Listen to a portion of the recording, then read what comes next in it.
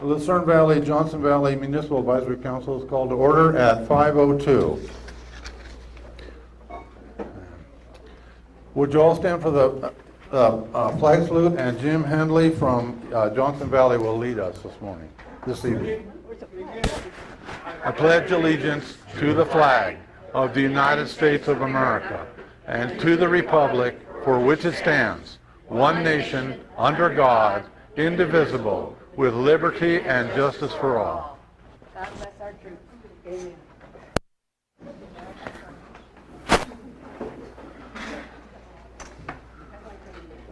I took the liberty earlier this afternoon to move the flags where they're supposed to be. Not behind us, not behind the audience, but in front. Okay, roll call. I'm here, Lorraine, Jean, Betty, Linda. Okay, we still have 2 vacancies on the board. I didn't write her name down. You guys know her very well, though. But Marie, for sure. yeah, Marie Brasher, but although her name's probably going to say Harriet. Yeah, it will. Okay. That's my first. That's what threw me off. Anyway, the Board of Supervisors will be voting on her, I believe at their next, whenever they have their next Board of Supervisors meeting. So she'll be joining us on the MAC board.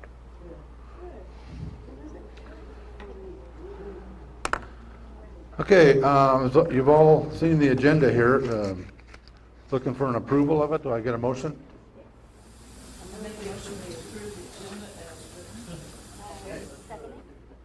Okay. Motion's been made and seconded. All in favor?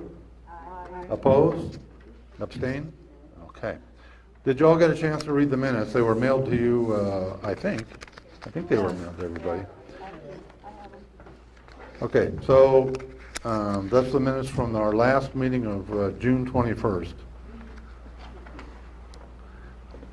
So looking for a motion to approve those minutes?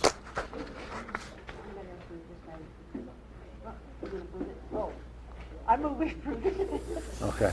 Linda's made a motion to approve the minutes. Second? I'll second. Okay. I'm here all by myself. Come closer. Okay, so all in favor? Aye. Opposed? Abstain? Okay. Okay, now we have a nomination to fill the vice chair position formerly held by Jean McGee. Jean McGee is right there. So we're desperately going to miss you. You know that, right? And cookies. Yeah. Okay, so Linda Gommel has agreed that she would like to take a stab at that position. Is there anyone else that would like to take a stab at that position? If not, we'd be looking for a nomination and a second for Linda Gommel. I can't tell you what to do.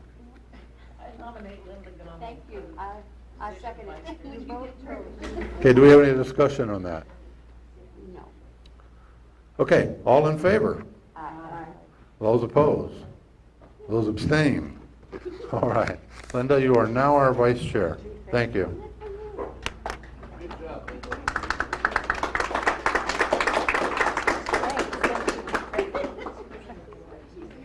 By the way, you'll probably have the September meeting. Oh, goody. She just got on the board like last month, so we're just going to dump it all on her. Yeah. Isn't that what we normally do, Richard? Didn't you do that? Yeah. That's right. I've mixed up the order a little bit. I'm going to move our guest speaker next. He probably doesn't really need much of an introduction, but I'd like to just say that Sheriff John McMahon, we're really happy that you came out here. Most people don't know where Lucerne Valley is, down in San Bernardino. So we really appreciate you. Yeah. Yeah. So thank you. And listen, before he starts, when he's done, and there'll be a Q&A, so the board will ask him questions first, and then the audience will. Now listen, I hate to say this because I know somebody's going to do it. Please don't ask the sheriff about your neighbor's barking dog or something like that, okay? He's got deputies that take care of stuff like that, and there's animal control people. So think about what you ask him, okay? With that, Sheriff, it's all yours for as long as you want. Thank you. There we go. Yeah, that's a whole lot better. Well, thanks for having me out here. And yeah, when I'm done talking, you can ask me any question you want. If I don't know the answer, I'll make it up. How's that? Actually, I got some really smart folks that are with me today. I'm sure you know the captain of the Victor Valley Station who oversees Lucerne Valley as well, Greg Herbert, and his lieutenant, Todd Newton, and then a couple of folks from Public Affairs down in San Bernardino, Norm and Luis, and that's all we brought with us today. We got the fire guys in the back too. They're great partners of ours. But thanks for asking me to come out and share a couple of words in what we're doing here in the county, not only just in Lucerne Valley and Victor Valley, but across the entire county. Just to start with, you know the county's very big, so most of you have been around for a while, but it's 20,000 square miles, if you didn't know. Largest county in the continental United States. There are 24 incorporated cities in the county of San Bernardino, and we police 14 of them under contract. The other 10 have their own police departments. Our total department size is right about 3,900. Fluctuates by 5 or 10 almost daily. New academies starting, people leaving, people getting hired. And about 1,900 of those folks carry guns at different ranks, but all safety staff, about 1,900 of them. We have, that's not enough, but we got plenty. Yeah, carrying guns. We have 4 large jail facilities in the county. We're the 3rd largest county jail system in the state of California, and we're in the top 10 in the country for county jail size. We have 7,700 jail beds. About 6,000 of them are full on any given day and staffed. We could probably fill the other 1,700 if we had enough staff to open up the rest of our facility. Now, that's paid staff of 3,900. That doesn't count folks like Owen and the volunteers that we have here, the COPs. We have nearly 2,000 volunteers in our county.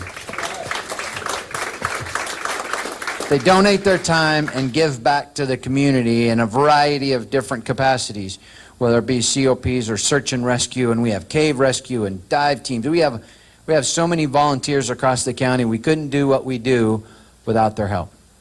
Because even though it sounds like a lot of people, 3,900 total staff, we responded in 2017, we responded to nearly 1 million calls for service in the county, across the entire county. That's a whole bunch. And about 750,000 of them were dispatch calls for service. That means in 1 year, 750,000 people call one of our 2 dispatch centers. We have one down in Rialto and one in Hesperia that take care of the entire county. And by the way, just a little piece of interesting information, those dispatch centers are redundant. So if something happens to the one in Rialto, the Hesperia Dispatch Center can pick up the load for the entire county and dispatch anywhere in the county. Same holds true if something happens to Hesperia, Rialto can pick up the entire workload for the county and dispatch for the entire county. Because of the size of our county, we have a lot of aircraft. You probably see the helicopter out here on occasion. They generally work in the afternoon, and that helicopter is housed in Apple Valley. That's one of the 6 patrol helicopters. Right now we have 9, but we're getting rid of some old ones. But that's one of the 6 patrol helicopters that cover our county. And they go out to Needles, and there's another ship that looks just like it down in the valley that takes care of all those communities down there. And they split the workload in the mountains. We have 4 large Huey helicopters that take care of the rescue missions. They drop water, they hoist folks that are lost. You probably see in the paper, or if you're signed up for Nixle, you probably see all of the work that they're doing. Seems like as soon as the weather gets bad, somebody goes hiking and they need help. And then we're the ones they call. And then we end up in the mountains with a Huey helicopter running a cable down several hundred feet, grabbing that person and bringing them up. And we have a partnership with our county fire department. They ride on our helicopter as medics. So we'll lower them down, treat the injured victim, package them up in a screamer suit or in a litter, raise them back into the helicopter and take them to a hospital to get them treatment. That happens more than we would care to have it happen. But in addition, those big helicopters also drop water. So they're set up this time of year with a water tank underneath or a bucket, depending on how it's configured for the day. Also, our patrol ships carry a water bucket that's collapsible this time of year as well in the back seat. So the patrol ship that you see flying around, the smaller one with the spotlight and all of that, that carries a bucket of about 150-gallon capacity. So if they see a fire while they're flying around, they can land, hook up the bucket, and find a water source, whether it be a pond or a lake or the river or whatever it might be, and start dipping water and dropping it on that fire as the fire resources are getting there. Now the Huey helicopters, they can carry about a 350-gallon bucket or 350 gallons in the fixed tank that's underneath. That's the one with the hose. When they hover over a lake, suck the water into the tank, fill it up, and then fly over and drop the water. So we were just out a couple weeks ago on the box fire, which was the one on the Cajon Pass, and then we were up in Yucaipa as well, dropping water there with both of our big helicopters that were outfitted with water tanks. So a lot of things that we're able to do in this county. We also have fixed-wing aircraft as well to get to Needles, for an example. If we need to get somebody out to Needles to work on computers or work on the jail or whatever it might be, if they drive from San Bernardino, it's 3.5 hours, as you can imagine, each way, to put them up in a hotel. But if we put them in the airplane and fly them out there, they can make it in 40 minutes. They can do what they need to do and then be back in the afternoon. So we have a lot of capacity in our county, a lot of equipment because of the well-oiled machine, as well as the relationship that we have with the Board of Supervisors. Last year, probably read that the Board of Supervisors allocated an additional $1 million so that we could do some increased proactive patrol and go after those folks that are causing all of us problems, those that are gang members and violent and affecting our quality of life. Over that 1-year period last year with that $1 million, those folks, because they were going after those specific individuals that were causing problems, were able to arrest 1,759 people in addition to all the other arrests that occurred in the county. Thank you. They did some incredible work. 338 guns were taken off the street. Either they were stolen or they were in the hands of people that should not have them. A number of stolen cars were recovered, and hundreds of pounds of narcotics were taken off the streets as well. This year, the Board of Supervisors allocated $2 million for us to do that. So we're going to ramp it up a little bit more. We're going to keep the pressure on those folks that are causing all of us problems. Now, there's a whole lot to be said about criminal justice reform, Prop 47 and AB 109, and people that used to be in prison that are now in county jail, and county jails are full, and a whole bunch of things. We can complain about it all we want, but the bottom line is it's the law, so we have to follow it. Now, there's ways to change it, and there's actually a ballot measure that was going to be on the ballot in 2018 but didn't make it. It's going to be on the ballot in 2020 to roll back some of those changes that came into effect from Prop 47. Now, I can't believe that most people in this state voted for Prop 47 knowing exactly what it said, because its title was Safe Streets, Schools, and Neighborhoods Act. Well, everybody, including me, wants safe streets, schools, and neighborhoods, but we certainly don't want to raise the threshold from a misdemeanor to a felony for theft from 400 to 950. We don't want to take away the deterrent for multiple offenses. So as an example, if you were caught for petty theft, shoplifting, Linda's store, somebody goes in and steals, and a deputy comes over, takes the report, and ultimately they're convicted. They come back and they steal from you again. The second time it was a felony. Well, it's not a felony anymore under Prop 47. They can just continue to steal over and over and over. And eventually maybe they'll do a little bit of jail time, but it doesn't ever go to a felony. It stays a misdemeanor because of Prop 47. Now, the ballot initiative that we'll see in 2020 will fix that, and the third conviction will be a felony. Not as good as the second, but still, it's better than what we have today. So it will roll back some of those things that changed as a direct result of Prop 47. Some of the other things that I think need to be changed as it relates to drugs, but we're not quite there yet because I'm not sure everybody in this state wants to change them. But just as an example, one of the things that I was against in Prop 47 was that the possession of date rape drugs. So whether it be Rohypnol or GHB, whatever it might be, but those drugs that put people under the influence so that things can happen to them that are against the law, technically, if you're in possession of it prior to Prop 47, it was a felony. Now it's a misdemeanor. The folks that were in favor of Prop 47 said, well, just because they have it in their possession doesn't mean they're going to use it. Well, then why would they have it? So those kinds of things just make no sense to me, and when I hear about it, it makes me think that the majority of the voters just didn't understand everything that was in that initiative, unfortunately. So in 2020, I think we're going to get to roll some of that back. I understand that the governor and some folks aren't happy about that ballot measure, but it's the voters that will ultimately decide. If we don't want to roll it back and they don't, that's okay. We'll just keep doing what we're doing. And we'll continue to operate within the confines of the law as prescribed today. But let me tell you just a little bit about what the stats are locally here. And the Victor Valley Station understanding encompasses Lucerne Valley and Phelan and all the way out to Helendale and Silver Lakes and all of that. That whole area is what Greg and his team are responsible for. Now, we have dedicated deputies here in Lucerne. They have dedicated deputies out in Phelan that help with that workload. And then the folks that are at the Atlanto station run out to Helendale. And so it's a pretty big area to cover for them. But in 2017, they handled 49,000 calls for service out of that station. 37,000 of them were dispatched, and 12,000 of them were proactive, meaning traffic stops or somebody walking down the road that looks suspicious that the deputy pulled over and talked to.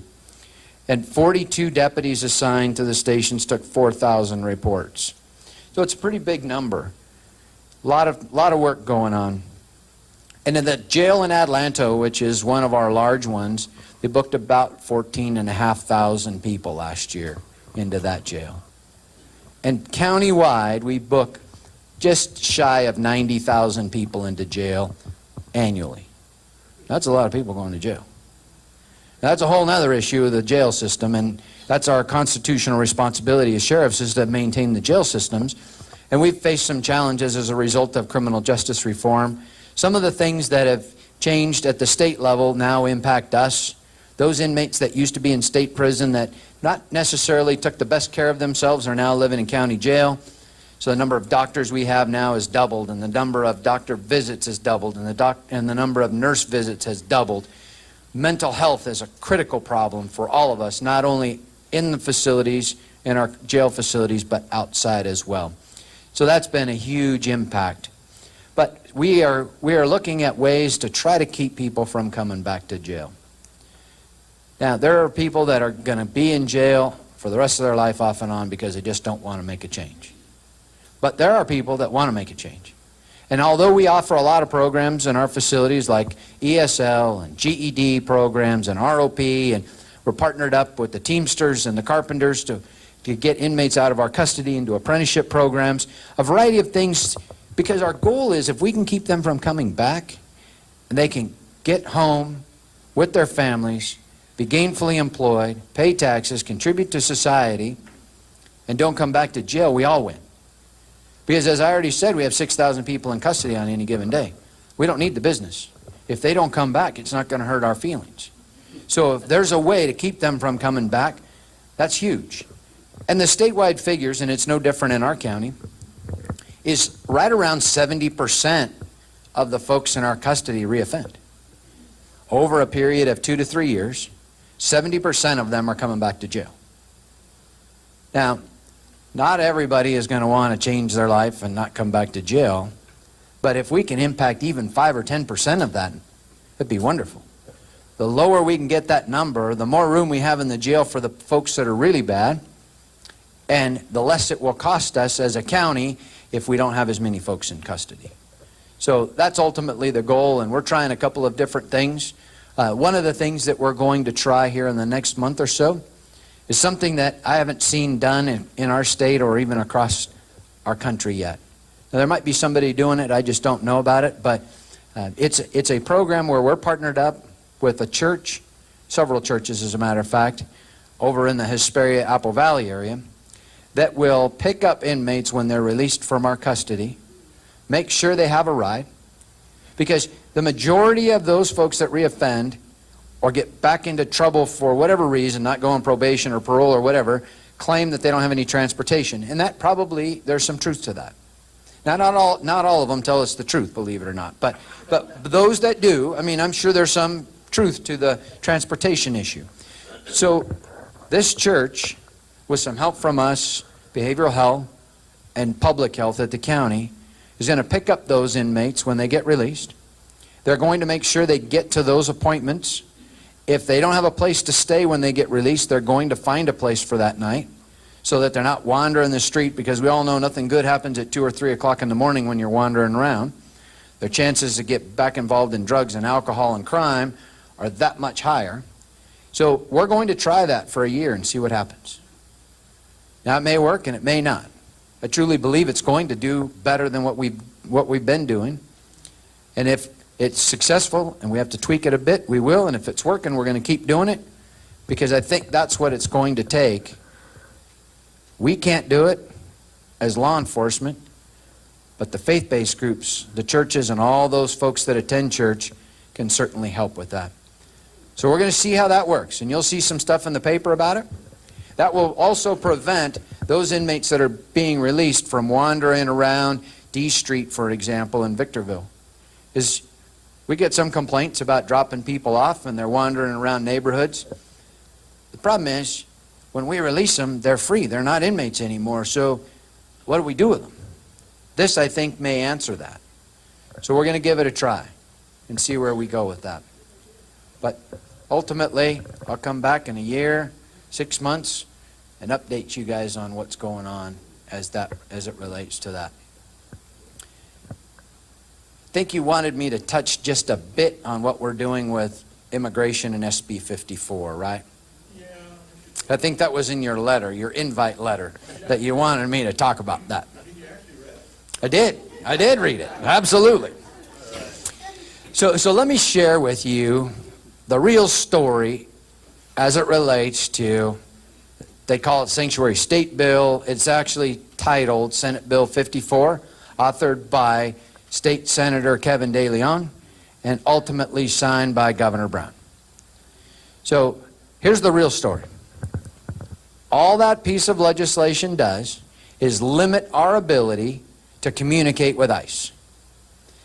So from our perspective, we have never done street-level immigration enforcement.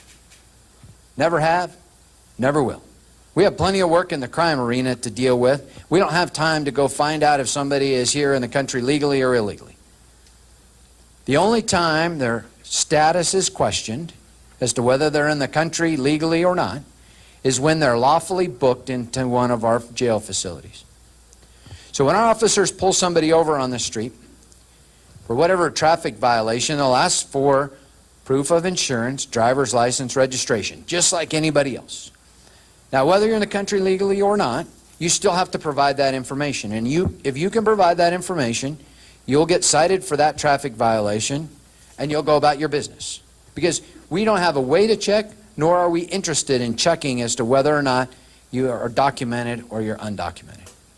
So get rid of that myth that we don't do anything on the street. And it's on both sides of the argument. And this is an issue, boy, that really has divided the country and been a really hot topic.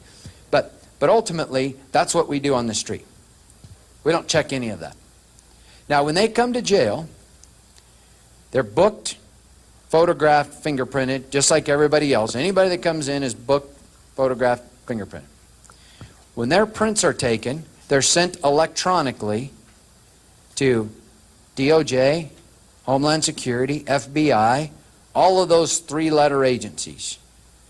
We also check as well to verify that what that person told us at the time of booking is in fact who they are, because if they've been arrested before, their fingerprints will be on file and we'll know who they are. If those prints are sent to Homeland Security and ICE sees them and realizes that's somebody they're interested in for whatever reason, they will send us 2 pieces of documentation. One is a request for detention, and the other one is a request for notification. Now, the request for detention asks us, and it's simply a request, it's not a law, it's not a mandate, it's simply an ask or a request. They ask us to detain that inmate even past their time of county release for an additional 48 hours. Now, we used to do that. We did it all the time, up until the federal courts decided that if we held somebody in our custody past their county release time without judicial review, meaning that a judge hasn't looked at the new charge to verify that, then we're in violation of their Fourth Amendment. It's been decided in courts across this entire country that sheriffs cannot keep people past the county release time without judicial review. So we do not detain past their county release time. So the only thing that we really have control over under this situation is whether or not we notify ICE. Now what ICE asks us to do is notify them at the time of release for that inmate. So Senate Bill 54 restricted our ability to notify ICE, because we can't call ICE unless their charge meets certain criteria. Conviction of a felony over the last 10 years or 15, conviction of a misdemeanor over the last 10 or 15 years, certain crimes they're in custody for, and I think there's about 800 of them. So we have somebody, once the request for notification comes back from ICE, we have a staff member that pulls that inmate's file, looks at their current charge, looks at their prior charges, and checkbox on a sheet, a worksheet, to determine whether or not we can call ICE or we can't at the time of that inmate's release. So it takes a lot of work for our staff to determine whether we can or we can't. But ultimately, if it's decided based on the criteria set out in Senate Bill 54 that we can notify ICE, if it meets the criteria, then when that inmate is due to be released, we pick up the phone and we call ICE and tell them that this inmate is going to be released at a certain time, and if they're there, they pick them up. If ICE has got nobody available and they're not at the facility to pick them up, they walk out the door back into the community. Now on the other side of it, if they don't meet the criteria of Senate Bill 54 and we're unable to notify ICE, then that inmate gets released and we cannot call ICE. Otherwise, we'll be in violation of Senate Bill 54. Now, there's a couple of ways around that. And I think maybe it was an intentional act on the part of some in the legislature. We in our county list all of the inmates in our custody and their release date if we know it. So if ICE wants to know when an inmate is being released, if they're interested in inmate A, for example, and maybe we can't call them because it doesn't fit the criteria of Senate Bill 54, they can look on our website and see inmate A is due to be released on this day. Then they can call us and ask us if we're going to release inmate A on this day and about what time. So the law is very clear. It says we cannot use any county resources to notify ICE. But we can release information that is public. So if any one of you called and asked about an inmate in our custody, we would tell you their charge, what their bail amount is, when their next court date is, and when they're going to be released if we know it. So if ICE calls us about inmate A, we can tell them, oh yeah, inmate A is going to be released next Wednesday at about noon. Then they can be there and pick them up if they choose. If they're not there, the inmate walks out back into the community. So that's as simple as it is. There's been statements on both sides of the issue that our jails are full of people that are in the country illegally. That's simply not true. Out of the 80-some thousand people that were booked into our jails last year, ICE asked us to notify them on about 1,200. Now 1,200 is still a big number, but in comparison to 88,000 or 83,000, the number that were booked in 2017, it's not that big of a number. Some have asked me or said to me, isn't it true that 30 or 40% of the inmates in the custody in your jails are in the country illegally? Simply not true. We don't know unless ICE notifies us that they're in the country illegally, because we don't ask the question, we don't have a way of verifying it. So we don't know exactly, but we do know how many ICE is interested in, and that's what I told you from last year, about 1,200 out of all the folks that were in our custody and released. So the number is relatively small, depending on what circles you're in and what you're listening to from different sides of the argument. The important part for all of us, and the reason that I took an opposed position to Senate Bill 54 prior to it getting signed by the governor, is simply this. If you have violated a law in the state of California and you ended up in our jail, first off, it's not easy to get to jail anymore because of criminal justice reform. Lots of people get cited in the field and crimes don't qualify to go to jail anymore. But if you got to jail in California and ICE wanted you, we may not know exactly what ICE wanted you for because we don't have access to their information. My belief is we should cooperate with our federal partners and take their word for it that that person needs to at least go through the process with ICE, and we should be able to release them to ICE. That's my position. I was opposed to Senate Bill 54 in the beginning. It's passed, it's the law, I follow it. Just simply that. So whether you agree or disagree, that argument's over. That ship has sailed. So unless it changes, we comply, we do exactly what I just described to you. But there are people that are in our custody that ICE wants that have multiple felony convictions in other states that we don't know about, or have multiple deportations from our country and we don't know about either because we don't have access to the computers. So, but those generally are the ones that ICE will call us and we can respond to their questions should they call. So that's about as simple as it is, about as simple as I can make it. So all the other stuff that you heard, we can talk about when it's time for questions and answers, but that's just as simple as Senate Bill 54 is in the sanctuary state. There are some that have said, well, should the county, should the cities send a letter to the president or the governor that they oppose the sanctuary state, or should they file a lawsuit? The federal judges decided it already and supported one of the three, and the other two have found that there's no merit for the lawsuit apparently in federal court. So Senate Bill 54 is not going to change much. So that case has been decided by a judge, now ultimately may go to the Supreme Court at some point, and if it does, that may take years. But until then, it's been decided by a judge, and whether or not you send a letter to the president or the governor is not going to make any difference. Whether or not you sue the state because you don't like it isn't going to make any difference. It's just going to cost us all as taxpayers money. So we need to let it run its course through the court system, and if it ultimately ends up in the United States Supreme Court, somebody will decide. Those guys that sit up in that building in D.C. will decide whether we're going to change it or we're not. But until then, it's my responsibility to enforce it the way it's written. And that's what we'll do. Right.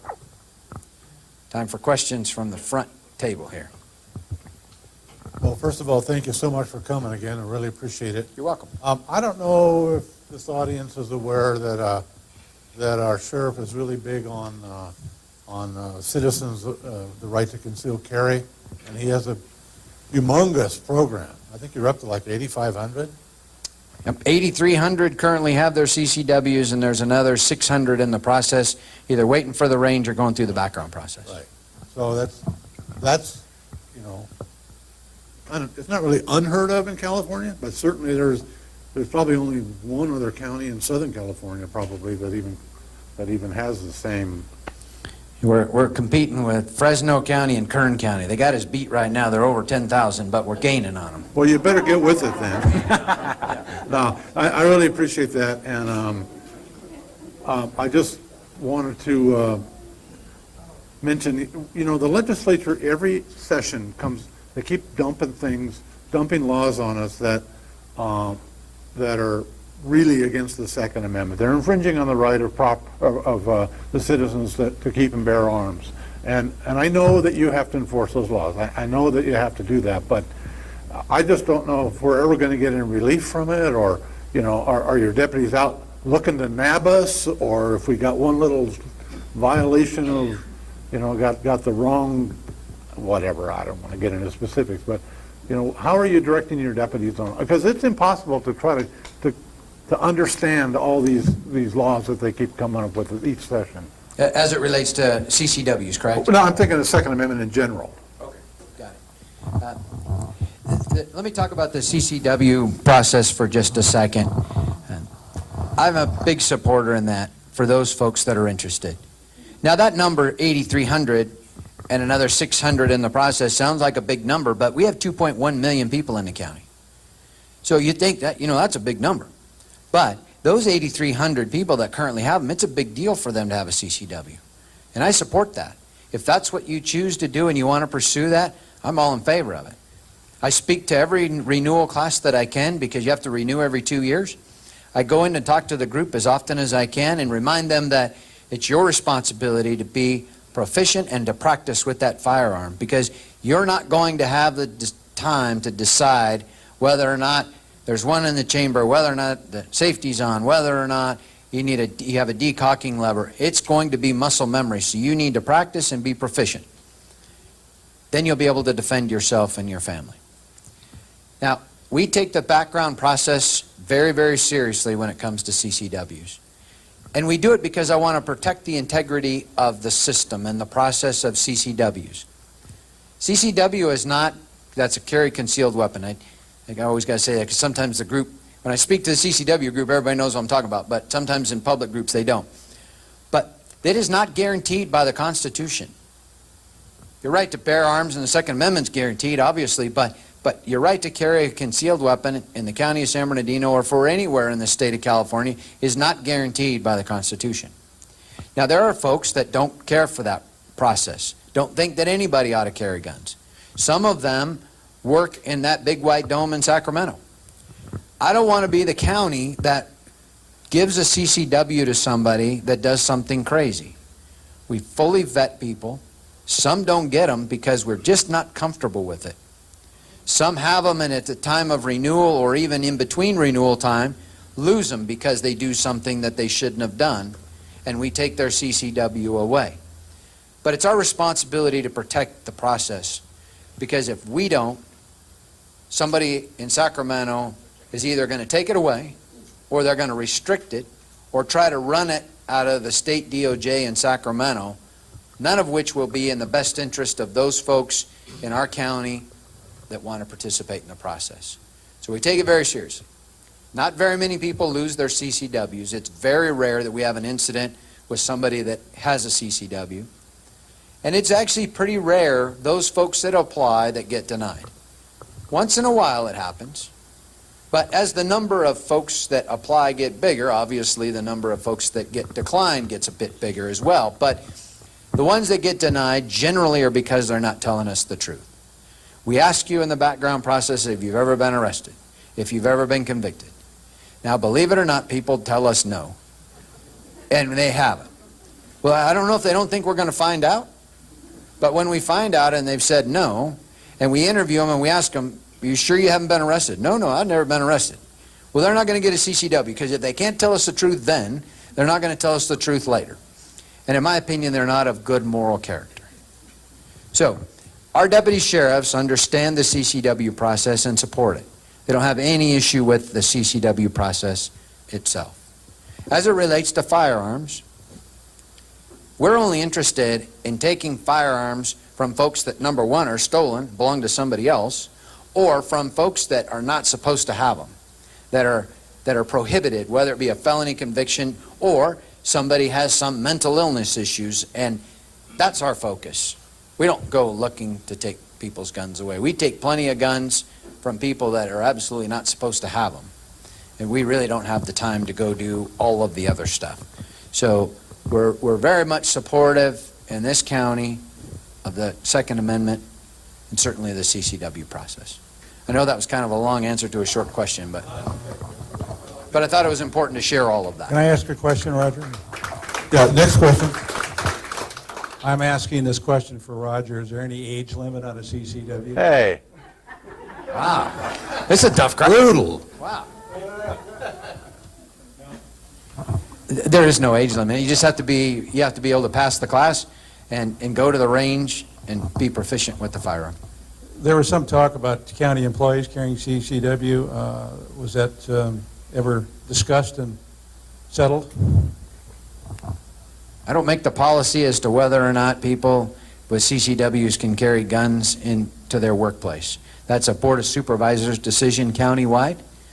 There are a number of county employees that do have CCWs, but the current policy from the Board of Supervisors is that they cannot carry their firearm at the workplace.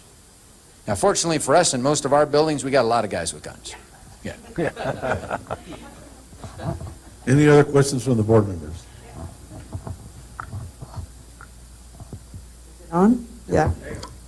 Our concern at the store is sort of a feeling of disintegration of morality and law enforcement in general. We feel a real obligation to keep a safe place for our good customers, and we see an increase in the numbers of, how do you describe them? Criminal? Well, I don't want to call them criminals because I don't know that, but they're very, very low life, very, very, and we're getting more of a concern for our own safety, and because of the criminal justice, quote, reform, and because the deputies are overloaded, and so they don't and can't really take on the petty crimes like shoplifting. I mean, they sort of do when they can, but we don't even ask them to file reports a lot anymore because of the whole issue. And we sort of feel the shift of the burden of maintaining law enforcement, except it's not per se, not quote law enforcement, but enforcing some kind of order at the store and the shopping center is really, the burden is shifting to us. And that's a real concern to us. And you're not the only one, either locally or even across the state, that's seeing that and feeling that. And our officers or deputy sheriffs are feeling the same thing. You know, they feel like, in a lot of cases, their hands are tied. I can tell you story after story of those folks that shoplift from stores and fill the cart with merchandise, push it out of the door, and when they're either stopped by security or a deputy sheriff confronts them, they say, hey, it's under $950, just give me my ticket and I'm going to go on my way. Now that tells you something. So if there are not any consequences for criminal behavior, then where are we headed? And that's where I think the real problem is. And so, you know, we can get into a long debate over criminal justice reform and whether it works and whether it doesn't and all of that. But ultimately, it doesn't matter because Prop 47's passed and that's the way it is. So it doesn't mean that we can't take them to jail, but if it's a misdemeanor and they're going to get site released out of the jail within a few hours. So we have to make the conscious decision, especially out here.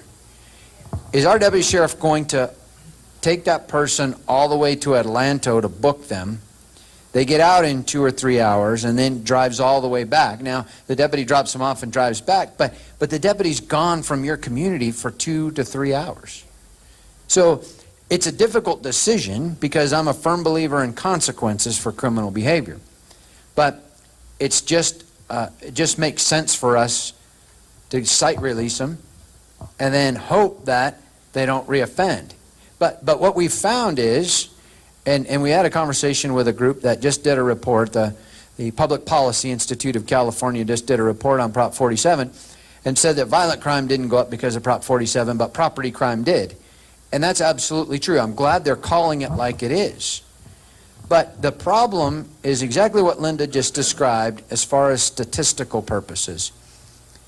You are not the only one that does not call us like you used to call us. Retail stores across this state and our county don't call us like they used to because they know there's no consequences. So they get the merchandise back if they can, and then they go on about their business because they know the deputies are busy. There's not enough of them. They might be on a higher priority call. And even when they do show up, the guy's going to get a ticket and maybe he goes to court and maybe he doesn't. That's the issue. But what happens then is those folks that study criminal justice reform and look at the impacts of Prop 47, for example, say, well, you know, property crime is really not up very much because of Prop 47. Well, the statistical information comes from calls for service. So if we're not taking a report, then it doesn't show as a crime, which means that the crime doesn't go up in people's mind. So they're factually wrong. It is up. Property crime is through the roof. Everybody is a victim of stuff being stolen from them, but we can't capture the data because, and I'm not throwing stones at anybody. They just don't call, and I know why they don't call. I wouldn't call either. It's frustrating. So that's part of the issue. But as I described earlier, in 2020, that piece of legislation that ultimately would be a proposition for all of us to vote for will change that theft issue, and I think that's a big step in the right direction. So if on their third conviction it becomes a felony, now maybe they stay in jail or maybe they'll go to prison. I don't know, but it doesn't seem like very many people go to prison anymore. They all stay in our jail system. But if we can give them, if they can have some consequences for criminal behavior, I think that's what's going to make the difference. But I see it. I mean, there's people walking down the street that we as a community are not used to seeing. People with tattoos on their face. Now, a lot of those people used to be in prison. We wouldn't see them, but now they're out. So there's a lot of things that make all of us feel a bit uneasy. And then the whole homeless issue. That's a whole nother problem. And I wish that I had a magic wand to fix that. But a lot of it is mental illness. There's programs, there's housing, there's all kinds of things that we have people committed to working with that population to offer them services, including the veterans. And that's a whole separate group. There's all kinds of services for veterans. But there are people out there that we contact over and over and over, and they do not want any help. They don't want to change the way they live. And part of it is mental illness. And so we work with the behavioral health staff from the county and partnered up with them, and they try to intervene and try to help them get on medication. But, you know, it seems like we're going in a circle as it relates to that. And just being homeless and walking around is not a crime. But if you're aggressively panhandling and stealing and all of that, that's a whole nother story. So that population is increasing, as is mental illness. And I can tell you a quick little story about mental illness. In our jail facilities, we used to have one housing unit, which is 196 beds. Part of it had inmates that were mentally ill. That was it. Maybe 100 at the most out of a population of 3,000 at the jail in Rancho Cucamonga. Maybe 100 had mental illness. We now have 3 housing units, about 500 inmates with significant mental illness. It's incredible. Now, why do we have all this mental illness? I'm not real sure. Some doctors will suggest that it's because we gave so many medications to our kids when they were growing up. Some say it's illegal drugs. That brings me to the other issue. If it in fact is illegal drugs, use of methamphetamine, heroin, cocaine, all of that, if that's what's causing it, then maybe we shouldn't change it from a felony to a misdemeanor, because we should be getting these folks help and getting off of that drug addiction, and maybe we won't have as much mental illness. But I'm certainly no expert. We just deal with the fallout. But if I could figure out how to fix the mental illness problem, boy, it'd be huge. Because we're seeing it more and more. I'd like to follow up with something regarding shoplifting, for example. So Sally Shoplifter gets her citation, right? And then she doesn't appear in court. Does that elevate that crime to where she's probably going to get some time? She now has 2 misdemeanors. Well, it's only a One misdemeanor. for stealing and one for not showing up. So we have people in our county that get cite released and they get a warrant.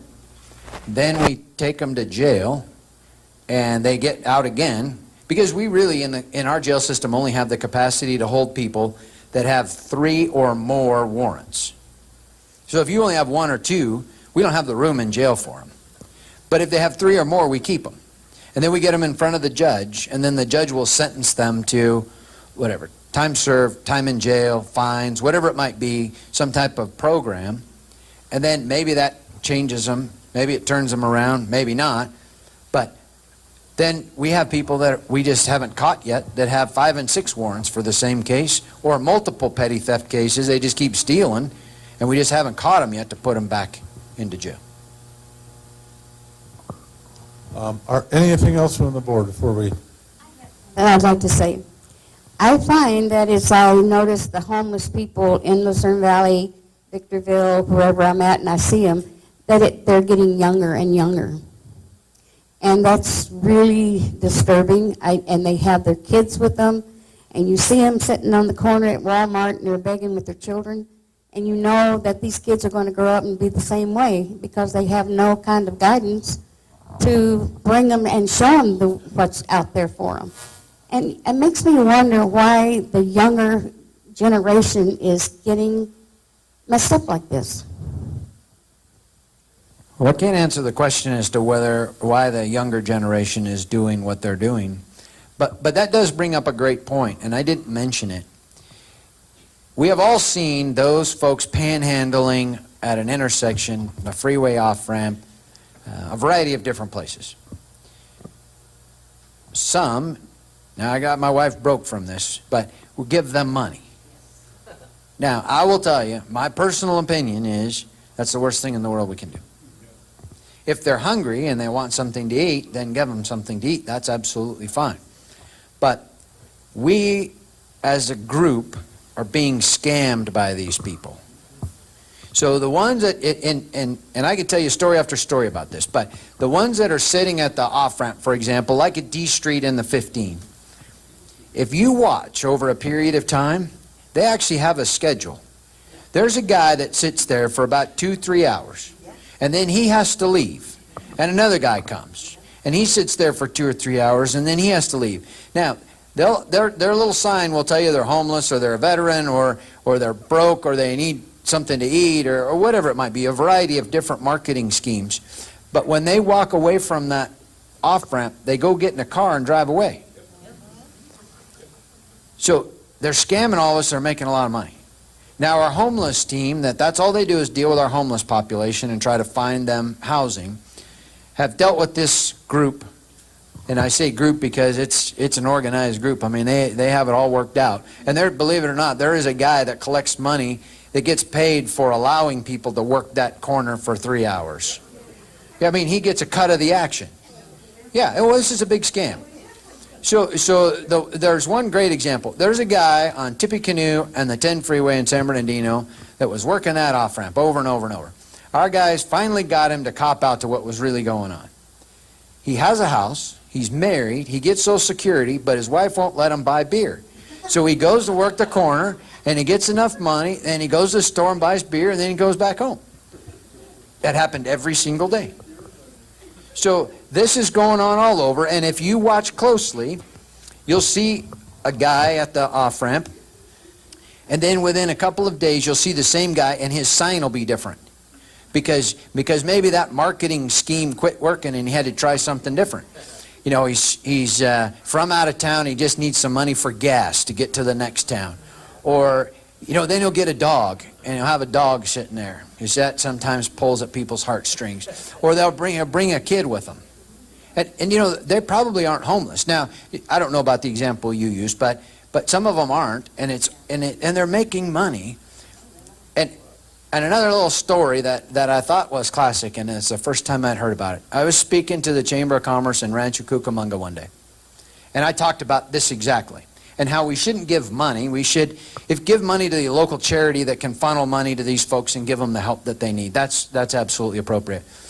One of the guys in the room, and I have to take his word for it, because he seemed like a decent guy, said that he had been a tax preparer for 30 years, and every year he did taxes for a guy that panhandled.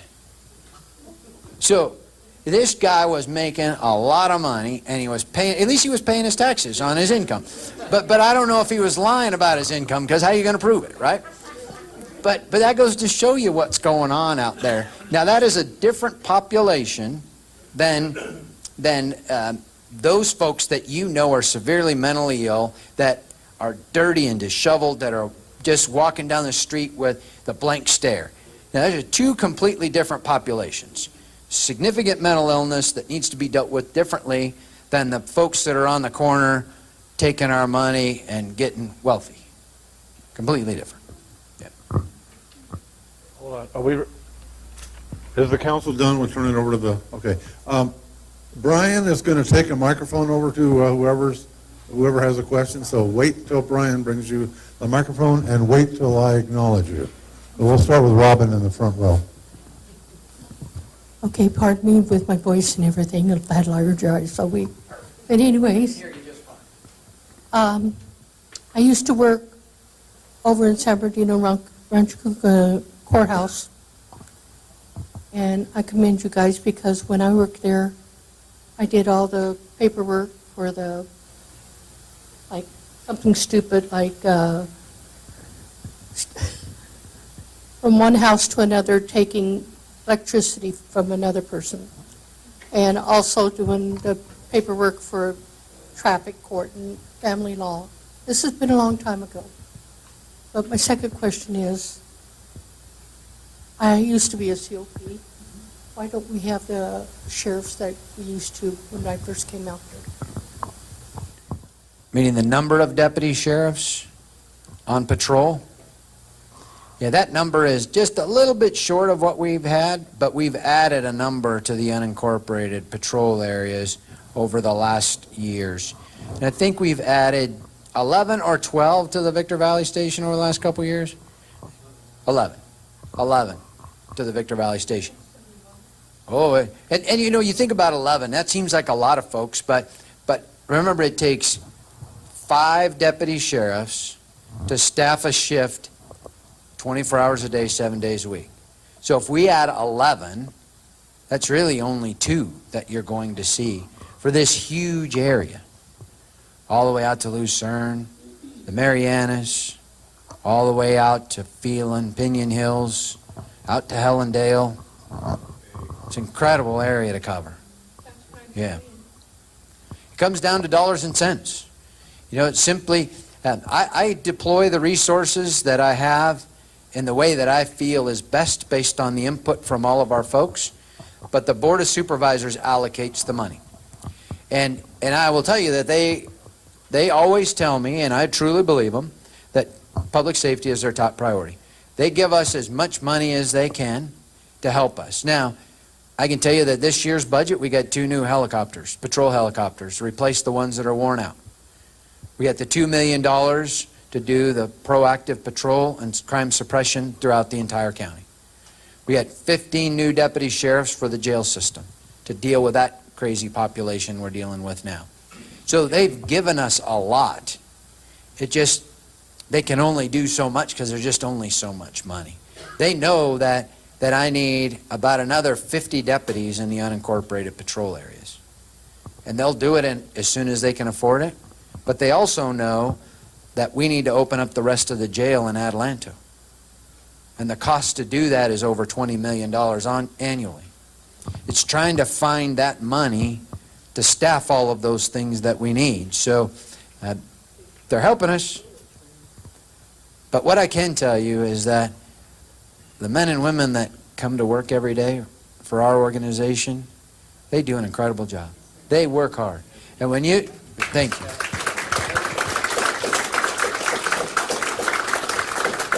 And when you have that number of folks dealing with that many calls, now I'll give you some numbers that I used yesterday in Victorville.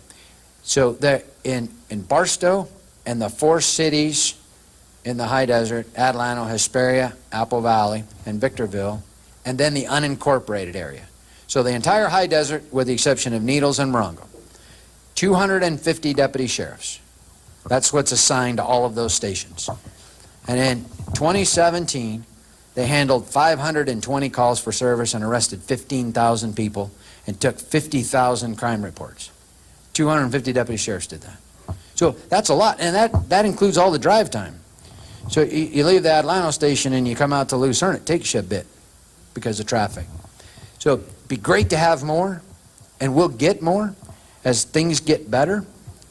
A lot of people out here are very, now, I have nothing wrong with church premises, I know Yeah, yeah, that's my heart at my heart. yeah. But the thing is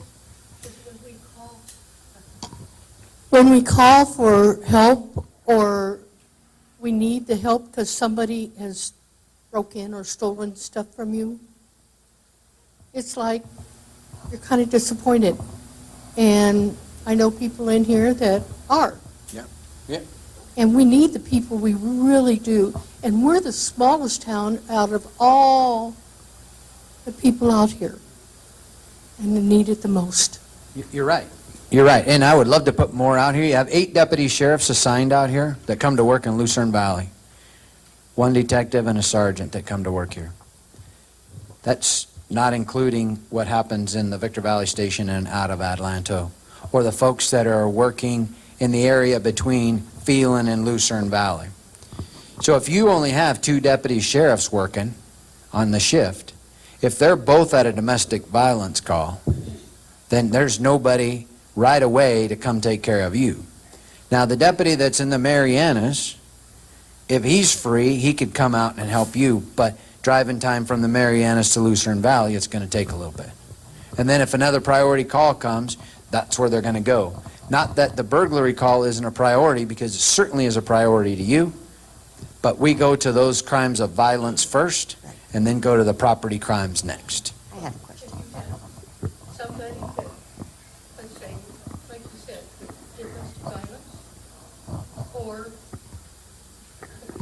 domestic violence, or, how do I want to say this? Somebody stealing from you? I'm going to say shots fired. Oh, my. If the theft is in progress, that changes the priority. If it's a burglary that occurred during the day and you come home from work and find it, it's not as high as a priority as the domestic violence case or the theft in progress case. Next door to me, we had the drug dealers. I don't know if you remember that. It's been about 10 years. It was the Waco gang. Come on, Robin, there's been a dozen drug dealers a month But out the there. thing is, it was scary. And it took a while for them to get there, but they got there and they got them all. I have a question. Yes. We have a place. Is it? I'm talking louder than it is. There's a little place up here by Joe's Restaurant that is a gambling. They have machines in there. I've heard that. Internet. I've heard that. What can you do about that? Because I find there's a lot of young teenagers and adults there, and it seems to be a hangout for the homeless too. And it's getting worse, and it was out of business for a while, and now it's come back. So what can you do about that? Is it okay for them to have that thing there? Depends on what they're doing. Well, I don't Depends on know. what they're doing inside. There we go. We're going to find out. So when you talk, then mine goes dead for just a minute. There we go. There it comes back. It takes just a minute. But I'm not sure exactly what they're doing in there, but the captain and I have already had a conversation about it. And if we're doing something, we may or may not be able to tell you what we're doing. But we're aware of it. Okay? We're aware of it. Yeah. Not to say there's criminal conduct going on, because we don't know that. I don't either, and I don't know that it is, but it just seemed like a lot of young people are congregating there, and that's sometimes not a good thing. Right, right. We've heard that complaint, and our folks are dealing with that. Okay. Okay, we're going to go to the next thing. The gentleman with the cowboy hat was next. Thank you. My name is Don Pipe. I'm an old resident here. I guess I might be considered a senior citizen. Last week, I had a home invasion, what turns out to be a robbery. And Robert, a friend of mine, I left town, and I was going to leave town. I told one of my employees, ranch hand, who takes care of my dogs. I have some large dogs to keep them out. And that was on a Sunday morning. Somebody broke into my ranch, and they unlocked the gate.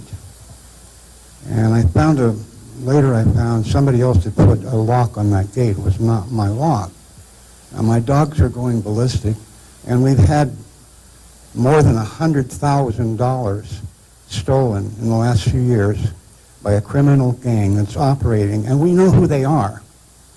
In fact, they stole my car. It was in a fire, and I had a broken shoulder. I was paralyzed in the hospital in Orange County, and this former employee, who had been honest for like 25 years, he told people that I was dead and that I gave my ranch to him. Reverend Stanfield told me that that's what he came to his church up here and told him that, and he's selling off all my stuff. While I'm paralyzed in a hospital, he stole my F-250 truck, my flatbed trailer. He picked up a trailer house someplace, and he's roaring through eastern Lucerne Valley at midnight, and he turns the corner. The trailer house flies off of the flatbed trailer, crashes into an Edison pole with a transformer.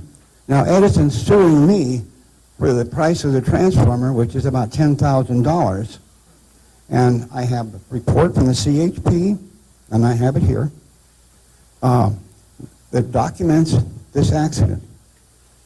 Now, the driver in the report is Doug Johnson. But Doug Johnson told Edison he wasn't driving.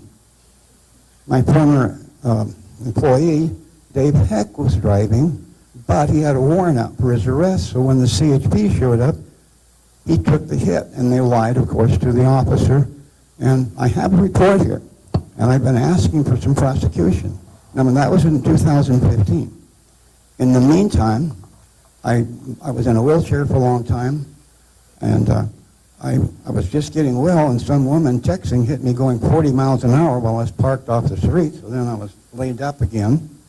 In the meantime, Jacques, my partner, had a $1 million plant, and I just got, after 25 years, got a permit to open the second limestone deposit. And I'm the owner of the White Star, or the White Star over here. That's the project. We hope to create another 100, perhaps 200 jobs for Lucerne Valley. But this career criminal of ours stole the guts of his plant. A $1 million plant is useless. So he's selling it for 4.8 cents per pound for scrap metal so that he has some money to live on. If the Sheriff's Department had prosecuted those people who stole my truck on the first time, then it's most likely wouldn't come back to steal the plant. And it's just amazing what they've stolen. Now, the other night before this home invasion robbery, the previous night, somebody tried to break in.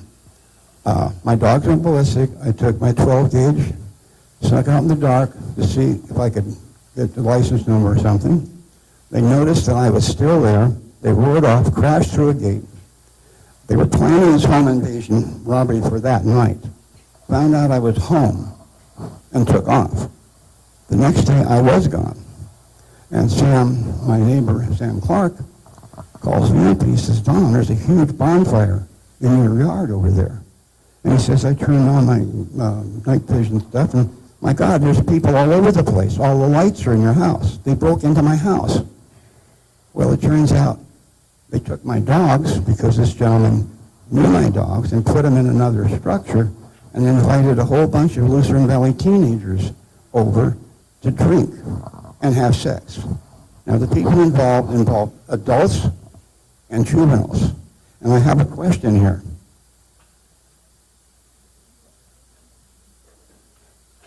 What do I do with this teenager's panties? And a leotard? She left in a hurry. Now, I will give the Sheriff's Department credit because they came in record time. They probably got there within 15 minutes. Usually, I know it takes an hour, and I know you have a hard job. But not only do we have this, there's all kinds of liquor in there, beer, wine, whiskey. They stole my daughter's bedroom set, which she saved and scraped to get. It's gone. In fact, I went to bring one of my maps that I give out to people on the Lake Arrowhead and Lucerne Valley quadrangles. It's a nice wall map, and I was going to give you a copy of it. I went to get it this afternoon. My God, they stole all of those too. So you don't get the map until I get another supply. But anyway... Our deputies recover it. The deputies arrived. There was a gal and two guys. I sent Robert Garoni, so he's in the audience, over, and he kind of gave a backup because they had all these drunk teenage girls. Now, there were 4 vehicles that were still there, and when I talked to the deputy, I said, for God's sakes, impound those vehicles. There'll be some restitution. Now, my farmhand guy, he got his out of he wasn't caught, but he was probably there and ran off with the rest of them in the dark. He left his pickup there, and his girlfriend was there, underage girlfriend. Anyway, and he's an adult. And so they towed 4 cars to impound in Victorville. He recovered his pickup for $1,500. Apparently, the other 3 vehicles, the kids apparently told their parents they were stolen. Oh, no, they were impounded. So by the time the parents found this out, The cost to get them out of impound is like $4,000. It looks like mom and dad don't have a car to drive to work anymore. Now, there is some penalty to pay there. I'm sure those kids will never hear the end of this. But we just need to, this criminal career gang that Dave Heck heads up, and he busted him on a number of other things. He's destroyed $1 million plant. He's destroyed my business I've been working on for 25 years. I finally got permits from the Forest Service. It took 30 years to get White Knob going with my partners, the AFL-CIO, United Steelworkers of America. They own 40%, I own 60%. Omni operates for us. But because of this career criminal gang, we've lost another huge business, a tax base that pays your salary, and probably somewhere between 100 and 200 jobs eventually. So I just like to see these career criminal people picked up. I just told you who he was. His name is David Heck. Hey, do you guys still have the, sir? There's others with him. Thank you. Sheriff, do you guys still have the Rural Crimes Task Force? We do. We do. Wouldn't that be the, Yeah. they should be talking to him? Yeah, and it sounds like our folks are well aware of what's going on. Now, I can't tell you because I don't have personal knowledge of the case as to, it sounds like our deputy sheriffs were out there and took reports and all of that. Now, whether or not the case is at the DA's office, whether charges have been filed, I can't answer that for you. However, we have people here that can, and those are the folks that we need to discuss this with. So after we're done here tonight, you can get hooked up with those folks and they can get you with the right person. But Randy Stanley is one of the rural crimes guys, and he works right over here. So, yeah, not a problem. All right, thank you. Is there any other questions? Bill? Thank you. Also from Lucerne Valley Market and Hardware. Recommends uniform. Yeah, when you were talking about shoplifting, and it's true, we stop the shoplifters and we ban them from the store, that good stuff. I don't really know if we do this already, but if we faxed you our reports, does that go on the record of those people, or does the deputy have to come? We have to take the report because we have to send it to the Department of Justice. We can't send yours to the Department of Justice. Okay, thanks. Okay, there's some questions in the back. The lady there with her hand up.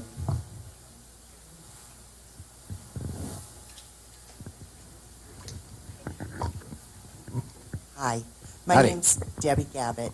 I have a question regarding the no trespassing signs. It's very confusing when you look online and it says that if whoever owns the property or is inhabiting the property, it doesn't specify whether you own the property or not. We had squatters that lived next door to us for close to a year, and they put up no trespassing signs everywhere. The squatters did. Yes, yes. And they told us that, well, this guy, he's the general manager of our water company, and so they couldn't get water, but they stayed there for almost a year. And they say, when I looked this up online, and that's why I need an interpretation, does no trespassing, if it's posted, does it really protect you in any way, or is it just kind of totally useless? I don't want to say it's totally useless because it's not totally useless. It does put people on notice. But to your question about the squatters, now I don't know the facts surrounding the case, how they ended up in that place and who owned it and all of that stuff. But it's not uncommon anymore for folks to find a vacant home, move in, then they move into it, and then these sovereign citizens, in essence, is what they are, and they start filing paperwork, and then they say that they're entitled to the house. And then the poor person that owns it figures it out. So say, for example, you hadn't been there in 6 months, and you come to your house that you own in 6 months, and there's people living in it. Well, because they have a bunch of documentation in their favor, you can't just tell them to get out. You now have to go through the court process to get them evicted from a house they never had any lawful permission to be in the beginning. But it's the process, unfortunately, of the law. So they're very good at it. Fortunately for us, it doesn't happen a lot, but it does happen. And they'll move in, and they just try to take over. So once they're in, and they're in possession of that house, and they put up a no trespassing sign, well, I guess they can do it because they're actually living there and they're in possession of the house. How they got it remains to be decided by a judge or the facts of the case. But if you have a no trespassing sign and somebody crosses that line, if you will, the fence, or opens up the gate or whatever, and just because you had a no trespassing sign doesn't mean they're immediately in violation of the Penal Code Section 602 for trespassing. Because what if they're just coming to the door to knock to ask something, or if there's an emergency or whatever the case may be. Now, when they come onto your property and then you tell them you got to leave, and then they don't, now it's a whole other story. So then you call us, we come out and we help you. Yeah. Okay, there's another question on the other side over there, Brian.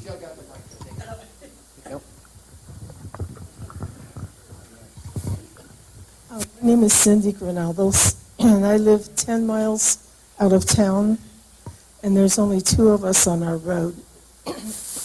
And she brought up the issue of squatters. 16 days ago, we had squatters come in with trailers on the property adjacent to mine. I called the county assessor's office. I pulled all the information, wrote it all down, took it to the substation here last Thursday.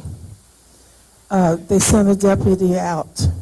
Okay, Friday morning, my neighbor's husband went down there to talk to them. I guess there was a young man there. I don't know. I wasn't there. I don't know. Something was said about, yeah, we made a mistake. The property we're buying is way down the other way. They've made no effort. They're bringing more and more stuff in. They bring it in the middle of the night. They're bringing boats in. They brought 2 more trailers in Sunday night, and I saw them Monday morning.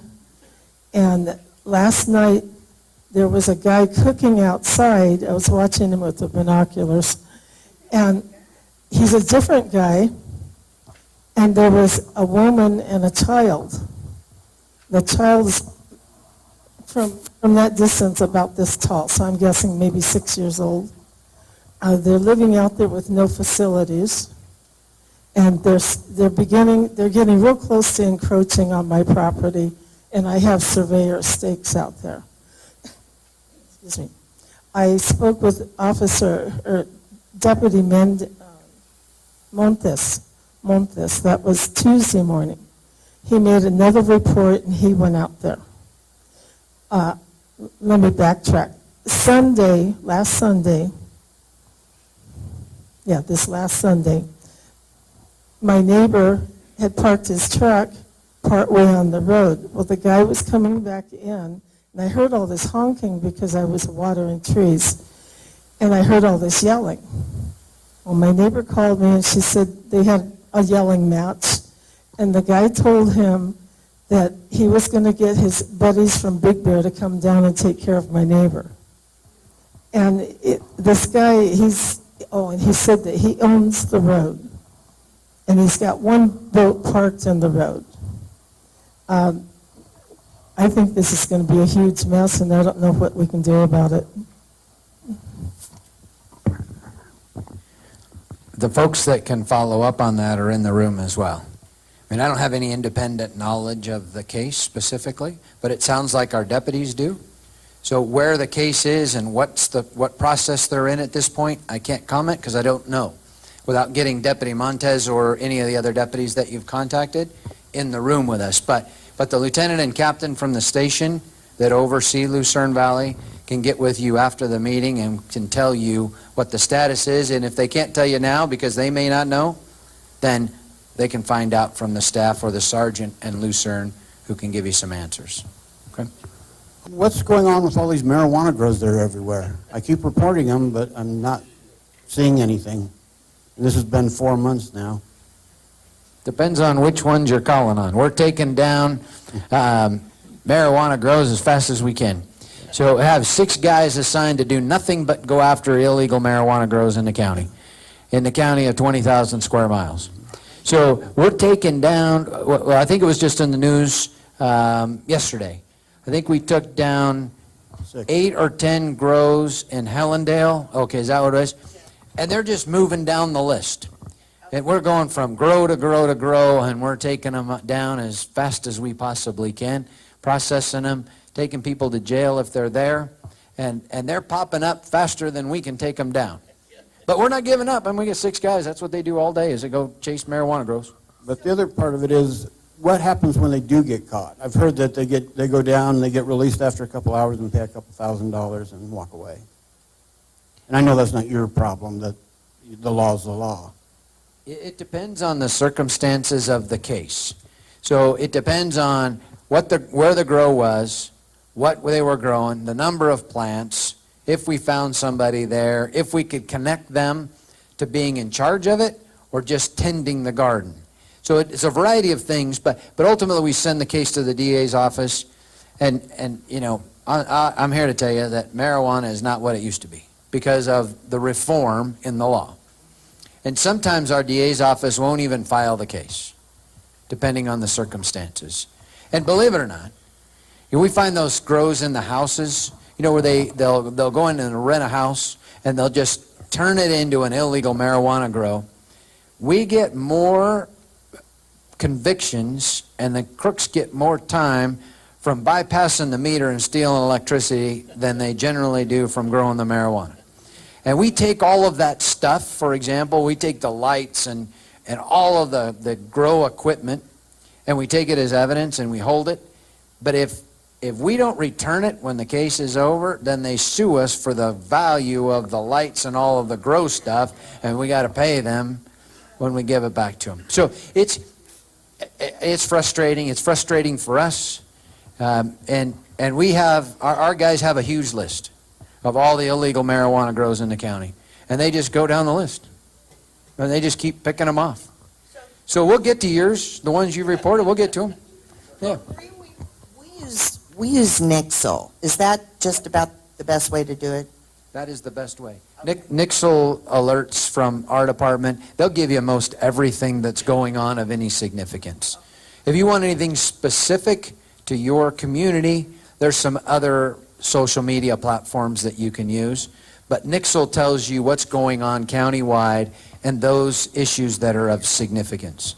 I mean, the rescues in the mountains and fatal traffic collisions and homicides and all of those things that are going on, countywide you'll get through Nixle. But there's some things that if you want we'll talk about after the meeting that can get you some more specific information locally. Yeah. Okay, let's take one last question, and we're going to go ahead and move on. Hello, my name's Joe Arnold. Question is about home invasions where robbery ends up taking place and everything. Fortunately, I was part of one 2 years ago. Thinking that law enforcement is, there we go, they're going to take care of everything. No. Law enforcement does a great job. They tell you they have great numbers.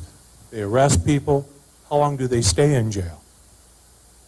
I lost 65 grand in one night.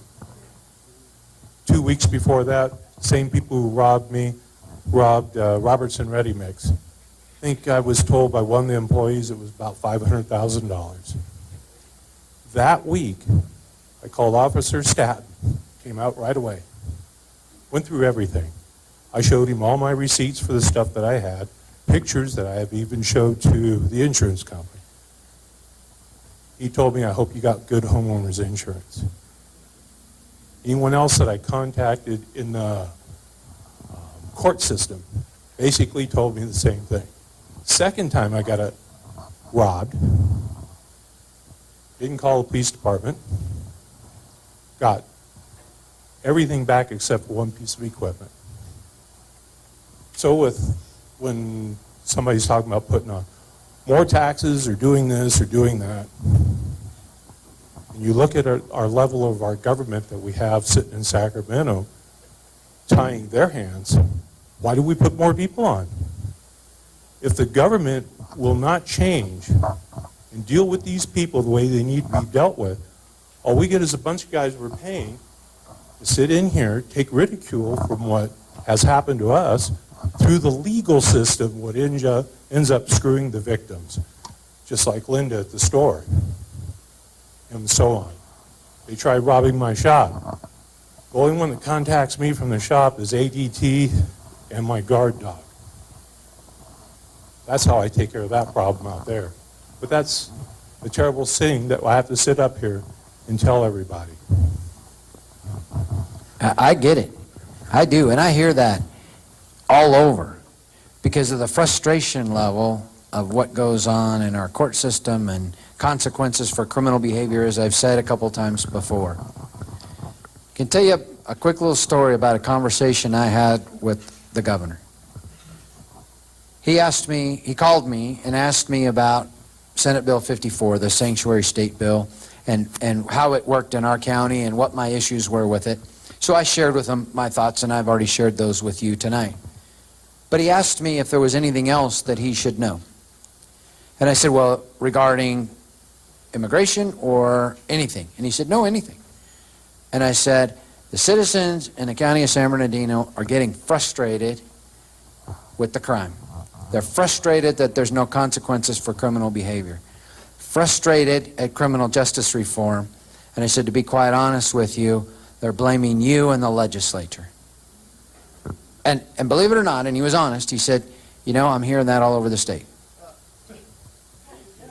So I can tell you that our legislators are generally good in our county.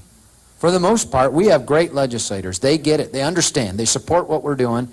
They vote against all of these crazy changes to the law, but there's just simply not enough of them. And so they lose. I could tell story after story, but we could be here all night. But here's an example of what goes on in Sacramento. You have to renew your CCW every 2 years. That's a state requirement through the DOJ, the Department of Justice. One of the legislators in Sacramento, working in Sacramento, that's actually from Kern County, proposed a piece of legislation to make the renewal period from 2 years to 5 years, so that you don't have to come into us every 2 years. We won't see you except for every 5 years, which will reduce the workload on our staff, reduce the inconvenience for you coming down to renew. That piece of legislation went to the first committee in Sacramento and got defeated. So it's dead. It's never going to go anywhere. So that's the kind of thing that goes on, and I get your frustration. I am frustrated as well. We have somebody in Sacramento 3 days a week when the legislature's in session, just to keep track of what's going on. I send letters of opposition on a regular basis to Sacramento. Not sure what happens to them. I got a pretty good idea what happens to them. But we just can't quit fighting, though. And even though we get frustrated, and I get frustrated in our business because our hands are tied. You got it. You understand it completely. But we can't give up. We got to keep fighting. This change to Prop 47 that's coming in 2 years, it's 2 years away. I get it. It's too long. But that will help. We have to continue to stay on top of what's going on as it relates to criminal justice reform and changing those consequences. We have to continue to fight against pieces of legislation that tie the hands of law enforcement. And if you're not aware, in July of this year, July 1st, a new law came into effect where the 8 large agencies in the state of California, and we're included, now have to document every time we detain somebody their perceived race, their perceived gender, why we stopped them. If we stopped them, did we search them? And if we searched them, did we find something? All that documentation has to be done on everybody that we detain. Now, the legislature says, well, it's only going to be 3 or 4 minutes per person. But I shared with you earlier that in the county of San Bernardino, we were involved in 250,000 self-initiated calls for service. So 250,000 times our deputy sheriffs either pulled a car over or stopped somebody walking down the street. That's 250,000 forms that they're going to have to fill out in 2018 at 3 to 5 minutes apiece. And then out of the 750,000 calls that were dispatched to, if we go to a domestic violence case, for an example, a call where there's multiple people in a house, well, I guarantee you we're going to detain everybody until we figure out what happened and make sure that they don't have any firearms or weapons. We're going to have to do a form on everybody in that house that we detain. So if it's 5 people, that's 5 forms at 3 to 5 minutes apiece. That's time that the deputy sheriffs are spending doing a form that's keeping them from doing what they need to do to help take care of all of you. That's what's going on in Sacramento, to be quite honest with you. Even if you do your job, which you have, they arrested 5 guys. Yep. That was on a Tuesday. On Thursday, they were out walking around. They're back in my neighborhood again. Yep. So it behooves me, and it's in my best favor, not to call you, but to take care of it myself. That's what it does. And I've had other officers right here in this community tell me, I'm glad you're doing that. Just don't tell me about it. Don't give me no specific incidences about it. Because if it was me doing it as a law enforcement guy, I would lose my job that quick. I said, okay, no problem. Yep. Frustrating. Yeah. You were talking about how many people have to do your job, you know, like you, and then the other sheriff, and then you have the people in the courthouse that have to fill out all those paperwork. It goes down the line, it's a lot of work. Okay, I think we're going to go ahead and, I think we've had enough questions now, so I appreciate you so much for coming. You're welcome. You got a question, right?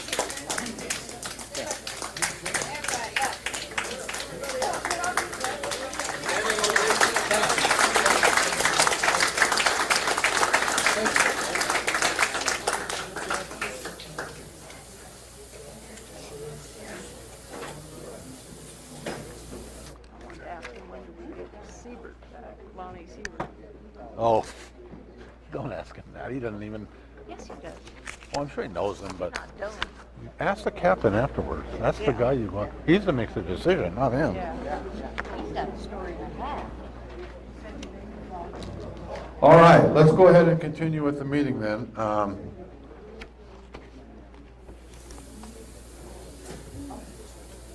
Now is the part of our meeting where we have public comment.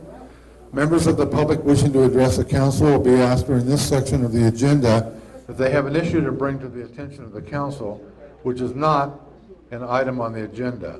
By raising hands, the chairman will ask any individual to address the council at that time. Please honor the 3-minute time limit when addressing the council and complete thoughts quickly if noticed while speaking. All testimony given before the council may be recorded. Since council discussion of an item is not posted on the agenda, is not allowed, these concerns may be addressed in a future meeting or as soon as practical under non-action items. For non-action items and action items, the public will be given an opportunity to speak during the discussion of each item. If speakers wish to pass material to the council, please hand it to the recording secretary for distribution. Legal, political, legislative claims against the county, campaign, court issues, family law issues are not appropriate for discussion for MAC consideration. Does anyone wish to address the council at this time? Okay, seeing no one, we'll move on.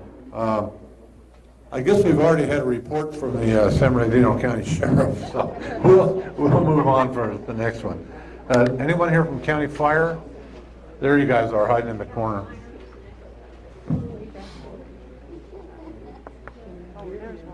Yeah.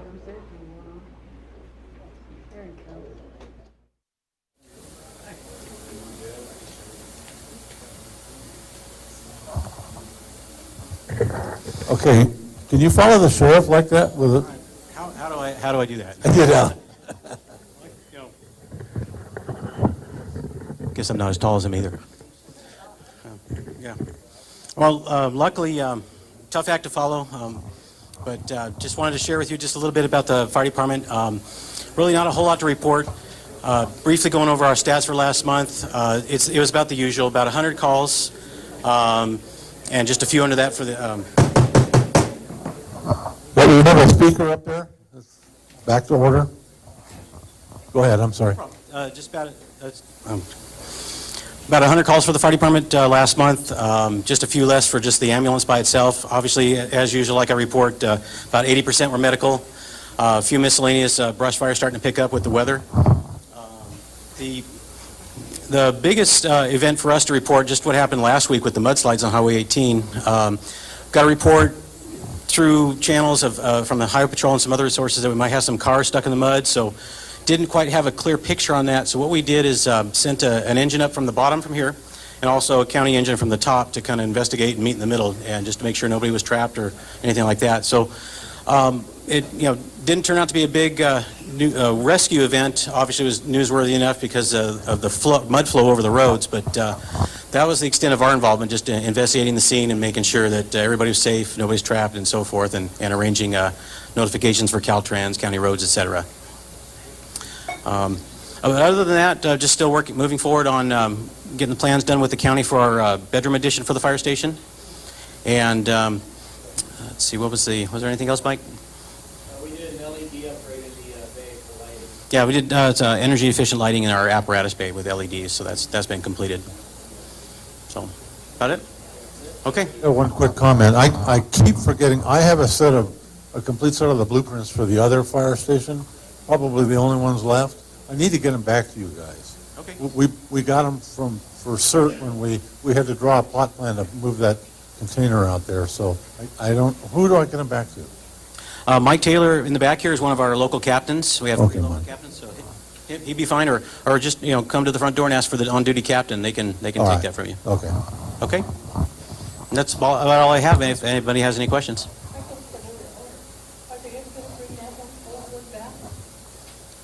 I'm sorry. They ever going to bring what back? I'm sorry.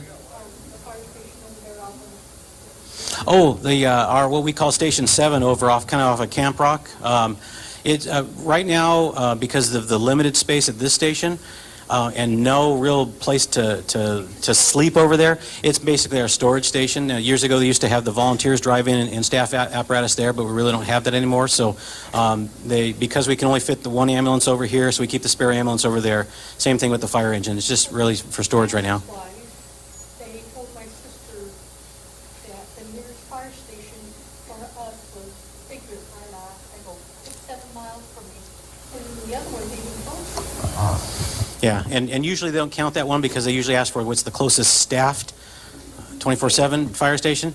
So, I'm sorry? Can Can we count that one?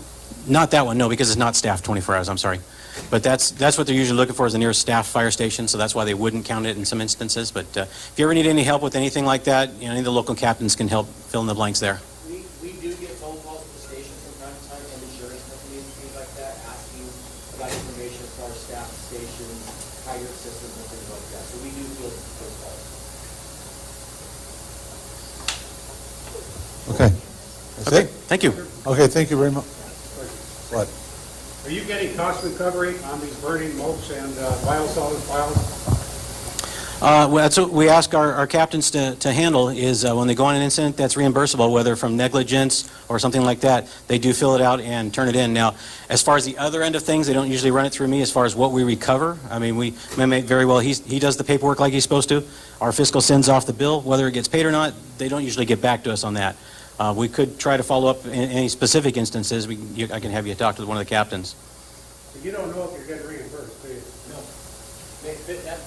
Like the chief said, that's all handled at fiscal. We fill out the paperwork. As far as finding out if we get reimbursed or not, we take it. Could you No. find out by next meeting? We could probably get a figure. I don't know if we can get a specific instance, but yeah, we do have people that can look that stuff up, and they might come up with a number and say, yeah, last year we recovered so many $1,000s or something from cost recovery. That is possible. We'll see what we can get for you. Anything else? Okay, thank you very much.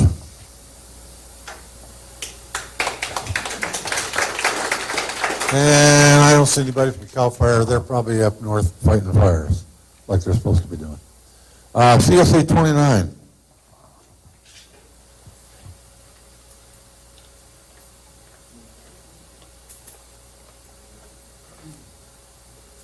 Hello, everybody. I'm filling in for Reese Troublefield. He got caught up, couldn't make it. Basically, we did the fireworks. The fireworks was a success this year, again. Hoping we do it again next year. All the vendors, funding, we were able to get all the funding through donations. So CSA 29 didn't have to kick in any funds towards that. So if we can keep that up, we'll continue to have a fireworks show. The fireworks were, yeah, everybody was wondering what was going on.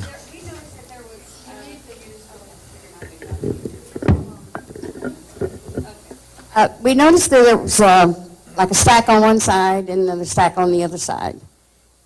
Were they both fireworks or just, what was that? They were, no, there is a delay after you talk on that. They were both fireworks, and we haven't followed up 100%, but I'm pretty sure they had a malfunction. I don't think.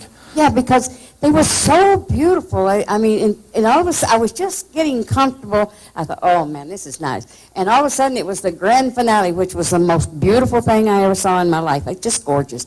But then it was over, and I thought, oh no, something's wrong. They didn't function. They didn't go off. Something happened there, so I didn't know. Oh yes, you want to know about a refund. Oh, yeah, I'm telling you, that's what I'm thinking. After that, there was a malfunction. There had to be, because after the show, when everybody had left, they had a few more kick off, and I kind of asked the guy, and he didn't want to give any information, but a couple pups that are just learning how to do it, it looked like, and they screwed up, apparently.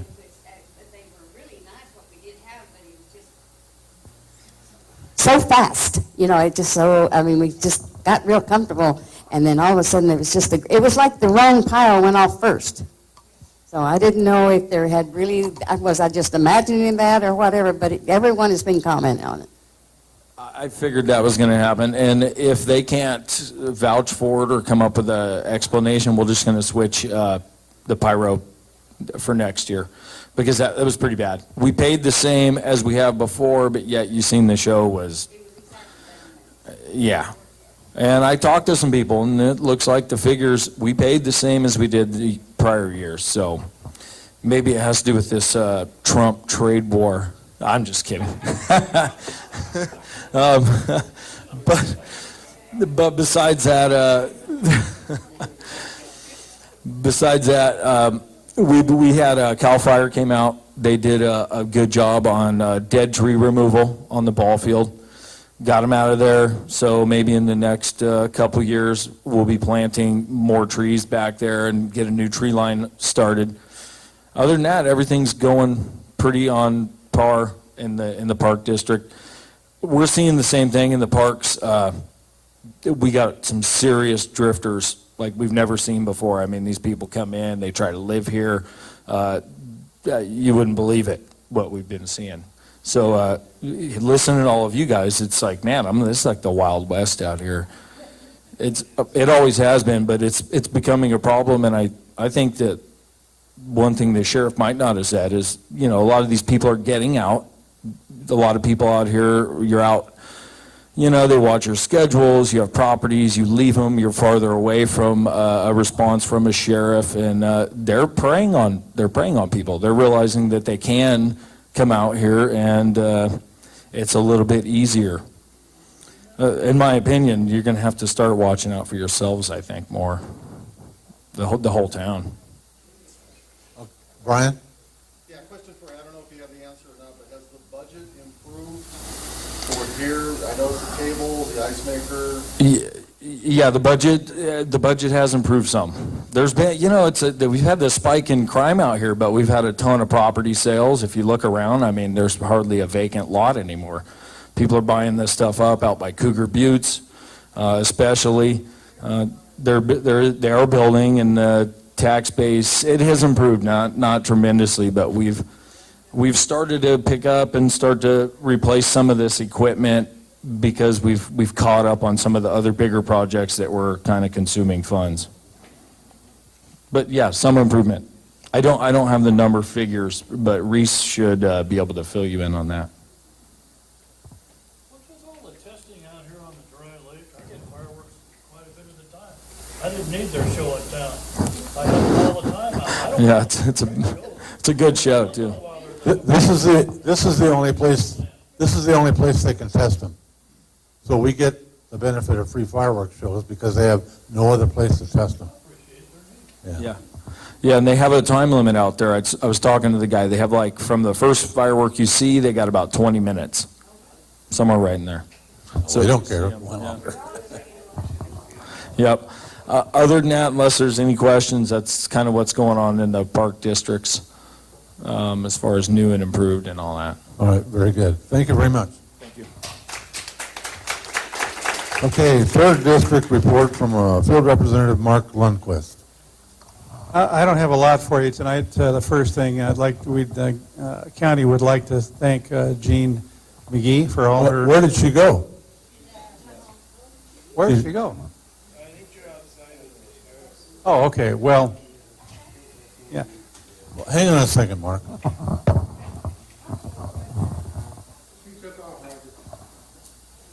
Did she leave?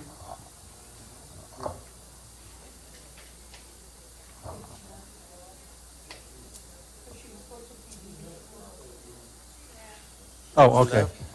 We have something for her, and if, Roger, you could get her address, we'll send it to her. Is that okay? Pardon? Yeah, we're going to send her a nice certificate, yeah. We appreciate her, all the years that she served. Speaking of scams, and I guess the sheriff covered some of those, there seems to be one going around the unincorporated areas, trash hauling. The code enforcement is getting buried with illegal dumping, and we finally figured out what's happening and why it's being dumped. If you hire a trash hauler, make sure that he takes it to the dump. What's happening is they're picking up loads at people's houses of private haulers. They're collecting the money for the dump fees, and then they're dumping the products in the desert rather than going to the dump. So make sure that you either follow them to the dump or make them pay it out of their pocket and bring a receipt back and then reimburse it, because the trash is ending up in the desert. To that, there is an app, and I don't know if anybody knows about it. It's been out for a while, but it's kind of an unknown thing. It's called SB Code. On your device, your Apple, your Android, or whatever, just put in SB Code in your app store, and that'll come up. That is a county app, and it walks you through how to report any code enforcement violations, whether it be trash, any code enforcement. Now, we just discovered that it didn't work on some of the Apple phones. We've got ISD to repair that, and it's working fine. We have developed a pictorial that we will send to Roger, and with his permission, he can, if you would, send it out to your constituent, your list of constituents in your area that are signed up for your emails. And it gives you a step-by-step procedure on how to report those code enforcement violations. It does require a picture. They want to see what you're talking about. And that has gone a long ways since we've been using it just for 2 weeks now to take care of some of these problems. We have a team of people coming out with a truck and trailers from code enforcement just for the trash pickup. They use work release prisoners to work the program, and they seem to be responding very well to this SB code. If you report it, we're seeing response times in a week or less to come out and pick up the trash. So number one, make sure you're not getting scammed, and pay somebody to take your material to the dump. Make sure that it gets there. And secondly, use that SB code. Now, it can be used for any code enforcement that you think is a violation, not only trash. And I think that's about it. Yeah, that's all it. Thank you. Oh, I'm sorry, one more thing. We have down in the Morongo Basin in Joshua Tree a crisis center, which they have been building now for a year. It's grand opening. And the flyers are on the table over there. If you're in the Morongo Basin area on the 31st of July, come on down. It's between 10 and 12 p.m. and light refreshments will be served. I think you'll be impressed with the facility. And we'll work on getting one up here for you if you like it. Okay? That's it. Go ahead. Get back to the trash thing that you're talking about. Yes. Very, very, very important, I feel. That I did not realize this, but when I moved here in 2010, I got a nice, beautiful dump cart. Oh boy, I can take my trash to the Lucerne Valley dump.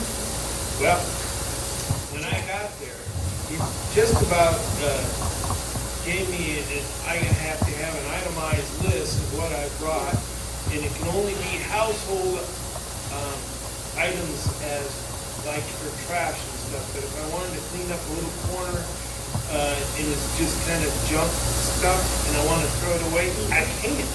So that's what happens with the brick, the wood, the tires, just the debris, the brushes and stuff. People bring that to the dump, and then they get, no, you can't dump it here. That started with this new company that took over. Vertec didn't used to do that. Okay, is this recent? Yes. Okay. And I live out on Harrod North Side, out in the middle of the sticks. Anyways, I prefer to live out there, and that's where I like to live. But when I'm working 70 and 80-hour work weeks, I see that the time that I do have off, they're flying up Harrod Road to go dump their debris because they couldn't dump it. They couldn't, and they spent there a lot of time taking to the dump, and now they can't because it's only a transfer station. But now these people have got all this gobbledygook that they have in their trailer or truck, and they want to get rid of it. Well, they go straight out to the desert and dump it. Now, we need to do, well, I would like to see if some of us can say in the dump cart that goes out that it's only a transfer station and only these little items can go there, if not go all the way to the bar stove. Now, I don't mind that, but they don't know that. And they got this full trailer load of bad stuff and they want to get rid of it. I think the dump card does delineate a few items out, like construction material and stuff can't be dumped there. Mark? Mark, that started with this new contract with this new company. And I think that what they're doing is, if it takes longer to fill those bins, they're making more money off the county. So, This was a complaint about 2 months ago, and I did call down Waste Disposal and talk to the director at the county, and he assured me that he did talk to the personnel there. And at that time, the people were just being turned around and sent to the Barstow dump. So I'm a little disappointed that this is still happening. They should be taking household trash. I just took a dump to the one in 29 Palms, and I had all kinds of garbage from the garage, metal pieces and everything. He took it all. So I will look into that again and remind him that, is this one particular person or personnel that you're running into? Everyone that I've gone to, and it's really bad. Because I love to go out and ride in the desert very slowly, about 5 to 10 miles an hour, and everywhere I turn, I see a fresh thing that's dumped. Somebody, and it's exactly the same thing that they tell you not to dump at the transfer station. My opinion is, I'd back up and start unloading my trailer. I wouldn't listen to them. But who's it going to call? But we know the sheriff's an hour away. I'll be done and long gone. I said the same thing. I said the same thing to the guy, and he threatened to slap a $15,000 fine on me. He's getting minimum wage. He got 2 8-inch pieces of drywall into that dump. No, that's ridiculous. All right, okay, I'll take care of it. I'm going to request that a supervisor from the Waste Disposal go out. Okay, we've got a question over here. Go ahead. I want to know. Can you hear me? I want to know what happened to the idea that they were going to move that transfer station up behind Foothill Boulevard. Oh, I have no idea on that. Well, would you find out for us? Sure. That happened a long time ago. There was a big discussion about it, and it was voted on, and everybody talked about it. The county was out here, and they said, yes, they were going to look into it. And they were going to move that transfer station up behind Foothill to make it more convenient for the people in this community to take their stuff to the dome. Your dump now is out on Camp Rock, isn't it? Way out in the hills, Well, way out. I got to tell you a funny story about that. Before I called last time the waste disposal manager in San Bernardino County, I filled my truck with palm leaves and a bunch of other junk underneath it. So I decided I was going to keep it in my garage until I came out here to the next meeting. Well, I never realized that if you leave palm leaves in your truck in your garage, they stink real bad. So I was going to come out here and dump it as a test to see if they were going to turn me away and send it to Barstow. But I thought I had it handled in the meantime, talking to the director, so I will call him tomorrow and see if I can't get an inspection out there to see what's going on. So Yeah, tell them to knock it off. Just knock it off. Yeah. If they don't take everything that's out there, now I understand bringing a whole truckload of obvious construction stuff, but that's a big difference than a guy bringing a piece of drywall because he fixed his wall. Well, sure. All they need is a comparison of what's being dumped at 29 Pump, which is the same company. They should be following those rules. Yeah. I agree. Yeah, that's just, it's outrageous. Yeah. They need to stop it. Okay. Chuck? Thank you. Yeah, Mark, I think a meeting with Athens would be good With who? because Athens is the company. there you've got a different person, and I don't think they're getting trained as to what could be taken and what not. Well, I agree. He said they were going to educate the person that was a while ago. I've been out there, I go out there about once every 2 or 3 weeks. Every time there's a different person. So I think Athens needs to educate the people and maybe get some more stability out there. Well, that was promised last time, but we'll do it again. Thanks, Chuck.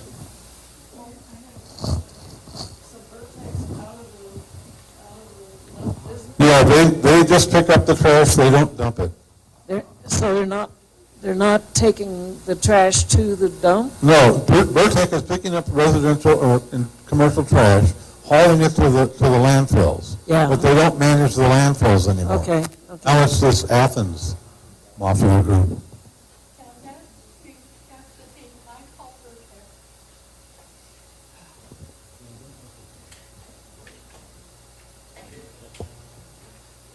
Yeah, you're absolutely right. These new dump cards are not like they were 5 years ago. They don't delineate any material that shouldn't be dumped, so we'll take care of that.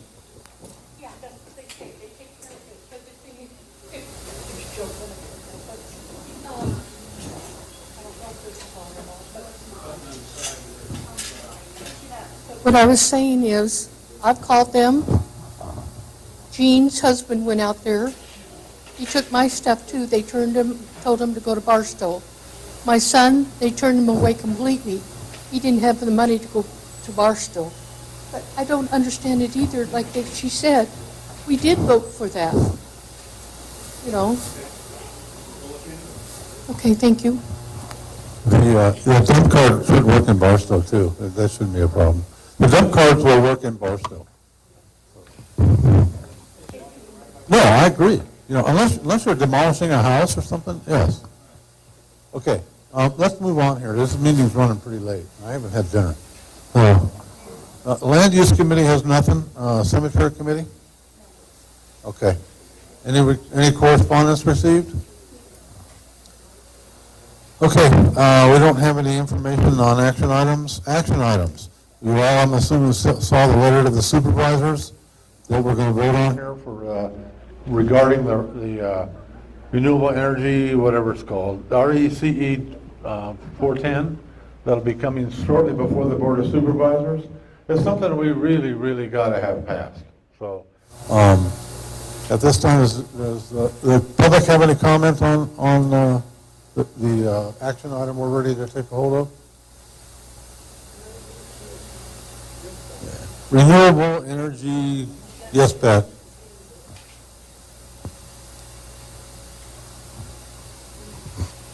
The renewable energy and conservation element, which will be voted on by the Board of Supervisors at an upcoming meeting that has not been announced, was passed 4-0 by the Planning Commission, which is nearly unheard of. And I want to say that twice during that meeting, the chair of the planning commission, first time he came up to me, because it was a break, and he said, do you think it would be okay if I thanked the people for their presentations? We had a very long meeting. People came from here and spoke, and they spoke eloquently, and they spoke calmly so that you could hear them, and collectively, it was an extraordinary experience. So you can speak at the meeting, or you can go to, I think it's Asperia, that you have a WebEx. When that comes up, Bill always heads up a posse to. So you can go, but that will come up, and that's important, because the strongest language in the renewable energy and conservation element is in policy 410. And it says to prohibit utility scale solar in communities with community plans and in rural living areas. And prohibit is a word you can take to court. It isn't, don't do it, it's prohibit. So everybody gets congratulated who appeared before the planning commission, and we will just redo it again for the Board of Supervisors. Thank you. Can I ask you a question? Is there more solar plants being built behind us where I live? I don't know, but I forgot to point out, there's the latest map up there. A good friend of mine who shall remain nameless published it. And all the purple areas are proposed solar, industrial solar plants for Lucerne Valley. So after the meeting, go up there and take a look at the map, and it doesn't look like there's anything in your neighborhood. Okay. Is there any other discussion? Brian, I think you had your hand up. That map up there is the visibility map. So that means that the solar that is currently under review, which is, I don't know, about 5,000 acres plus, that red array around is where it will be visible from.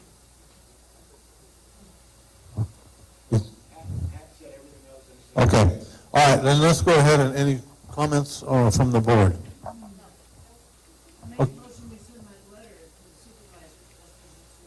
Okay. Motion's been made. Has anyone seconded that motion? Seconded. Okay, motion's been made and seconded. Any further discussion? All in favor? Those that oppose? Abstain? Very good, thank you. Mark, you have a copy of that letter right there. So I'll probably be emailing a copy to you and Ollie, but that's the hard copy that you can work with if you want to start CCing it to all those people.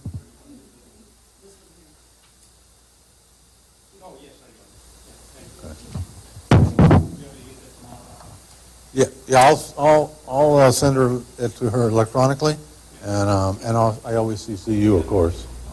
Just give her the vote.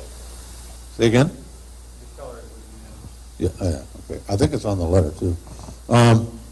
Any requests or anything from the board, from the council? Just that I want to know about that Foothill transfer station being put up there.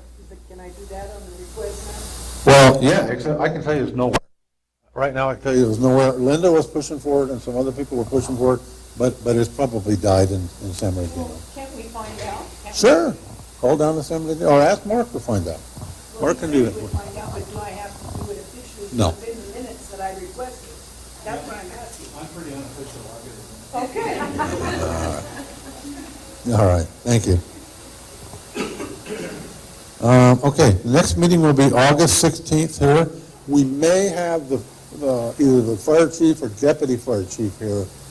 You guys may or may not know this, but the county fire in its infinite wisdom wants to tax your property $157 a year for fire service.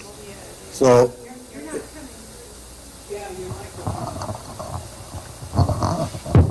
can you hear me now? No? Now. Okay. Next meeting, we'll probably have either the fire chief or deputy fire chief here. The fire chief, in his infinite wisdom, has gone with the board, and they're trying to get another $157 tax on us for fire protection.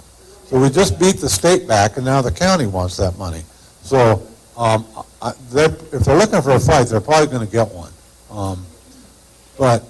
So I would recommend that we'll try to get the notice out